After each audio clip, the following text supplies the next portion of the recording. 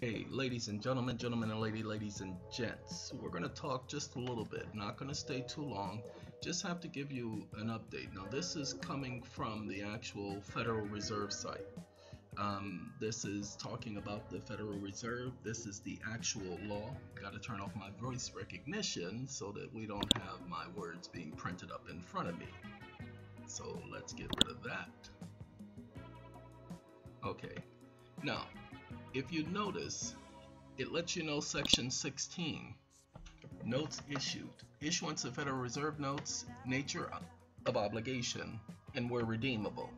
Many of you know this because, as you see right here, it highlights 12 USC 411, where it talks about lawful money. Okay, and the issuance of Federal Reserve, that they shall be redeemed in lawful money on demand at the Treasury of the United States in the City of Washington, District of Columbia, or at any Federal Reserve Bank. Okay, this is the amendment of the Act, June 30th, 1934. The original Act was, look, it says, for redemption of Federal Reserve notes whose banks of issue cannot be identified. See the Act of June 13th. The original Act was March 9th through 12th, 1933. Again, amended January 30th, 1934. Let's go down a little bit because you need to understand what's going on in the language of this.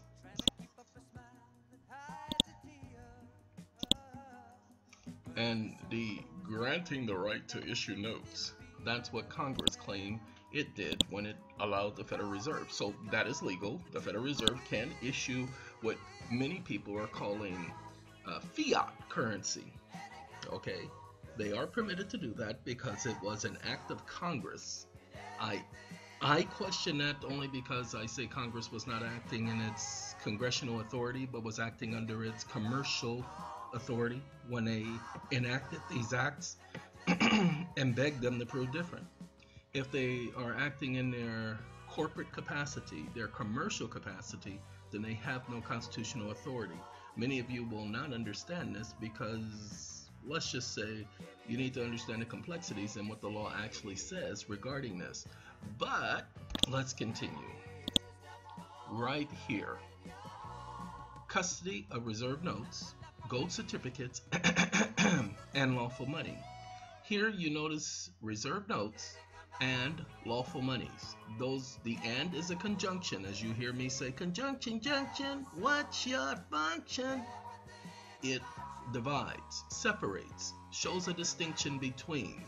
So these are not the same as these, lawful money. Okay, that's the first thing you need to understand, that Federal Reserve notes are not money. They're coins and or currency issued under the United States. Go back and read the Gold Repeal Act, which so many people call HJR 192. Okay, Federal Reserve notes are not lawful monies. Okay, just want to make sure you understand that. The Federal Reserve notes may be redeemed. Let's go back up here. Sorry. Every time I touch the keyboard, you get a louder sound because I'm using a speaker system, not using my headset anymore. I feel freer talking this way. It says these Federal Reserve notes shall be redeemed in lawful money. So that also lets you know that Federal Reserve notes are not what's construed in law as lawful money. Remember, they're only good for the payment of all debts, both public and private, i.e., Federal Reserve banks for all taxes, customs, and other public dues. So Federal Reserve notes are exactly what they say they are. They have a dual endorsement, a two-signature endorsement. Okay, they are acceptable for quote-unquote paying down a debt. But if somebody has paid you for that debt, technically you should have the right to go and redeem those items in lawful money. It's the problem though. The Congress only authorized the Federal Reserve to print so much lawful money per year. And basically it equates to about $10. No, not even $10. Yeah, $10 per person. $10 per each U.S. citizen. And we're not talking about the people they refer to as aliens and so on and so forth. We're just talking about $10 per the U.S. person. And of course, guess what? We all know that that ain't gonna work. Okay? So that's why you're gonna have problems with that. So good health to you. Some of you will get that. Anyway, engraving plates, denominations, and form of notes. This is the reason why I'm doing this video, is because of this. Sorry, when it comes to Federal Reserve notes, there's no such thing as non-denominational. Okay, sorry. Some of you guys claim to be non-denominational. Well, guess what? No, you don't get to have that with Federal Reserve notes. It says, and shall have printed therefrom the numbered such quantities of such notes of the denominations of 1, 2, 5, 10, 20, 50s, 100s, 500s, 1000s, 5000s, 10,000, as may be required to supply the Federal Reserve banks. Ladies and gentlemen, pay attention. These are the printed numbers on the engraving plates, on the notes. It does not say that this is equal to 25 percentums or quantums or phantoms. Pay attention, because many of you will not, again, understand this. Well, you're talking to us like we're little children. Get on board, little children, get on. Yes, I am. Because many of you are little children. And you need to be loved and caressed and hugged and all those other stupid things. So pay attention. It says Federal Reserve banks may be issued under Section 8 of this Act upon security of the United States 2 per centum government bonds. You see, it equates what the value of it is. Together with such notes of the Federal Reserve Bank may be issued under Section 8 of this Act upon security of the United States. So it may be issued with the United States backing, only with the United States backing. See, issued under Section 8 of this Act upon security of the United States. Okay. Federal Reserve notes issued to any such bank shall, upon delivery, together with such notes of the Federal Reserve notes, together with such notes of the Federal Reserve notes issued to the banks, upon delivery, together with such notes of the Federal Reserve, may be issued only upon security of the United States at 2%. Now, did you know it doesn't say Federal Reserve notes $10, $2, $4, $8? Well, because we're gonna take you there. That's my girl, y'all. That's Patty. Y'all, that's Patty. And y'all know I loves me some Patty. And she's saying, you don't know how much I love me. We're gonna go, they say 48-48, so let's go to 48-48. See, this is March 3rd. And you notice it's always agriculture, because you guys talk about Law 73-10, but it's always agriculture. Why is it agriculture? Because you are land.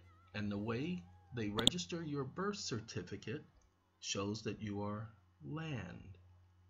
See, there is no 48-48 here. Okay?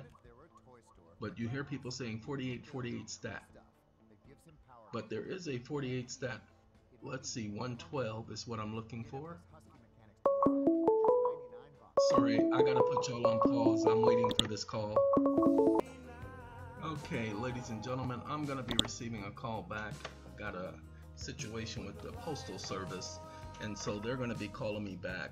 But what we wanna do is we have to give you the statute at large. So we're gonna do HJR 192. That's the best, the easiest way for me to get to the Gold Repeal Act. So we do HJR 192, and I just type that in and I pull up HJR 192. I don't do all of that. What is HJR 192? I'd rather just pull up this one, because this is the one you see I go to often because they actually put the act here on this site. Excuse me. Before I even read HJR 192, I kept telling everybody about equal power for every dollar. And I told you about Thompson versus Butler, an 1887 case. Okay? Thompson versus Butler talks about every dollar being equal. And this right here is an act where Congress says that the inability of it to regulate money and to maintain at all times the equal power for every dollar. Every dollar. So let's understand what every dollar means. This is a dollar, that's a dollar, that's a dollar, that's a dollar, that's a dollar, that's a dollar, that's a dollar, that's a dollar, that's a dollar, that's a dollar, that's a dollar. No matter how many of them you put together, even if you put all of these on top of each other, they still equal a dollar. If you notice, they all say dollar on it. It doesn't matter if they add an S, it's still a dollar. And what you need to pay attention to, this is the law. Equal power for every dollar. That's why you saw in early times I would actually put that. I used to put equal value, you see, to regulate the value of the money of the United States. So if they have equal power, they also have to have equal value. That's my reasoning here. That's my reasoning now. But I've always known about the equal value for every dollar, equal power for every dollar. I've known that before I even started this type of research. Let me see, how can I explain this? This is from me sitting and listening to the older folk talk about stuff like this. And being fortunate to be in a community growing up where there were older folk who talked about stuff like this, and who allowed me to sit there and remain silent, but to sit there nonetheless. They knew when I was younger that I could handle the conversation. Eventually I was allowed to ask questions, and that took several years. I guess it was like, wax on, wax off, young Daniel's son, shut up, be quiet, do what we say. It was that type of thing. Ladies and gentlemen, this is the callback I've been waiting on, so give me a second. Okay, ladies and gentlemen and ladies and gents, I am back. Although it was just a split second for you all, it was over 15 minutes for me. So let's get back to have it resolved. Be it resolved by the House of Representatives and the United States of America Congress and General Assembly. What are they resolving? Well, they had a crisis, an emergency. See, this was, let's go up so you can see the emergency. Resolution declared. Whoa. Whereas the existing emergency, so they had an emergency. What you don't know is every year since this, they've had an emergency. Now, I was just looking at let's get rid of that. I was just looking at this act right here before I got to number 8, which is the part that talks about the denomination being equal in value, because it says ones, twos, fives, tens. Now, the first thing when I saw this, I noticed it did not give it a value. It only gave numbers, denominations, but it never gave a value to any of these. Which means they did that intentionally, because Congress doesn't make mistakes like that, ladies and gentlemen. Oh, this is my girl, Shaka. You know, I wonder how she's doing since her good friend and best friend, Mr. Prince Rogers Nelson, is no longer here. I wonder how I'd never seen anybody ask about her or talk to her, because they were very good friends. Her and Mr. Rogers Nelson were very, very good friends. And so I hope that that young lady is doing okay. Okay, what I want to show you guys is something about the Federal Reserve Act. You know what? I'm not going to find it in this. It's not in this one. It was in another page I was looking at. What I saw was it talking about the president and it talked about the act of October 6, 1919. Now, many of you may not know what the act of October 6, 1919 is all about, but that's the Trading with the Enemies Act. Let's see if we can go here. Okay, I opened it up. I think it's the agriculture one. Give me 1 second. Where is the... That's my girl, y'all. And she says, ain't nobody. Okay, ain't nobody. Okay. Act making appropriations to supply deficiencies in certain appropriations for fiscal year ending June 30th, 1933. That's not it. Oh, that's right. I did scroll all the way down. Let's wait for nighttime to come. Now, this is the Emergency Relief Act of 1933. This is supposed to be the section where it shows you what I was talking about, but it's not going to show us what I was talking about. So let's do this. Too big. Okay. Let's see. I want to see if this is the one.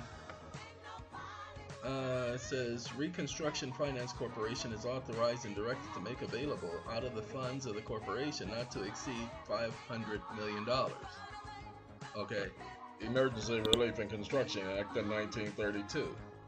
So as you can see, this started before 1933. Everybody keeps focusing on 1933, but we can see the Emergency Relief Construction Act started in 1932. Okay? So the Federal Emergency Relief Administration,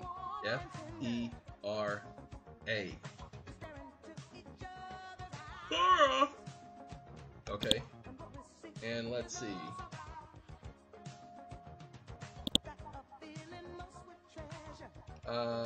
I'm pretty certain, I haven't gone over this before, but I'm pretty certain this has a lot of bearing on a lot of the junk that's going on.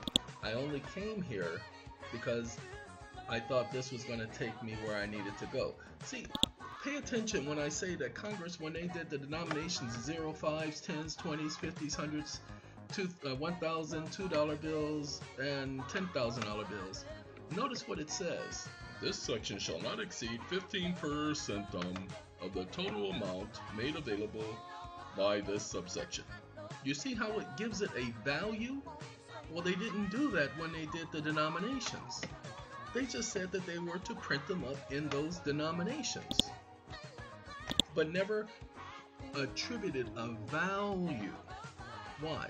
Because they can't. Why? Because there's equal power for every dollar. Wait, let's see, I can better explain it this way. Nobody, baby. Nobody, baby. Nobody, baby. Feel that's right. No. Nobody, baby. That's my girl, y'all. Just want y'all to know, because some of y'all just don't understand like parents. Y'all just ain't got no type of understanding. I said I was gonna explain it better some way, but I forgot to do it because I decided I wanted to look for the section and I don't really remember where it is. Okay, but I'm certain that this has got to be it. But I'm looking for the October 6th Act, where it talks about the president being authorized, and I'm pretty certain this was the one, but anyway, it literally spoke about the October 6th Act 1917, but this ain't it. See, at least 75% in the amount. See, it gave a value here, 75% again up here, 75% here. We can, oh, that's my boy, George Michaels, and wham! Whoa, whoa, whoa, whoa. Okay, but see, I don't see the section I'm looking for. Okay, now this was the original act that talked about the value. I mean, not the value, but the denominations. I just don't know where it is in here, and I don't want to go through the whole thing with you guys waiting, and I don't have that type of time because I got to work on a motion today. We're getting ready to do a process at SATCOM for people, and we're going to be discussing this process and doing this for people, and this will be us putting it together. And so today and tomorrow is where I work on the document, okay? But yeah, this is not what I'm looking for. It's not what I'm looking for. So let's do this. Let's take you to that section. Let's go BUTLER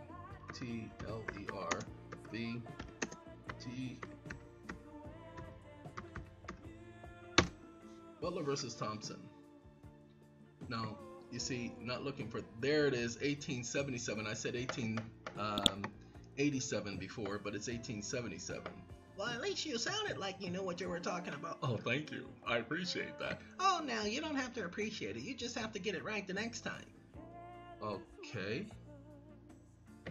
Alright. Let's take a look at this case right here.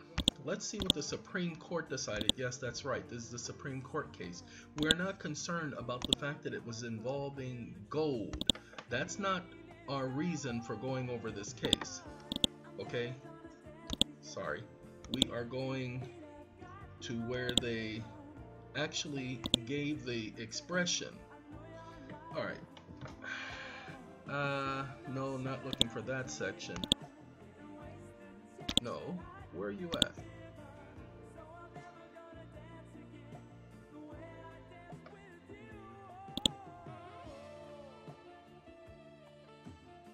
Not there. Okay, here it is where the Supreme Court said, we have no jurisdiction if the sum or value of the matter in dispute does not exceed $5,000. One owing a debt may pay it in good coin or legal tender notes of the United States. Now this is before 1933. This is 1877 again.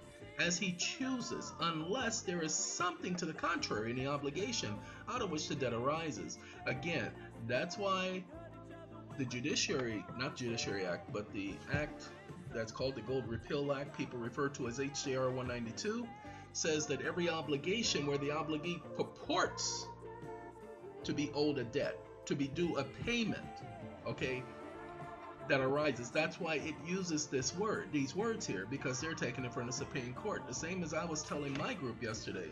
We are taking a Supreme Court case that was decided 2 days ago dealing with debt collection, and we're taking their words and we're going to use their words in our documents the same as they use their own words in their documents.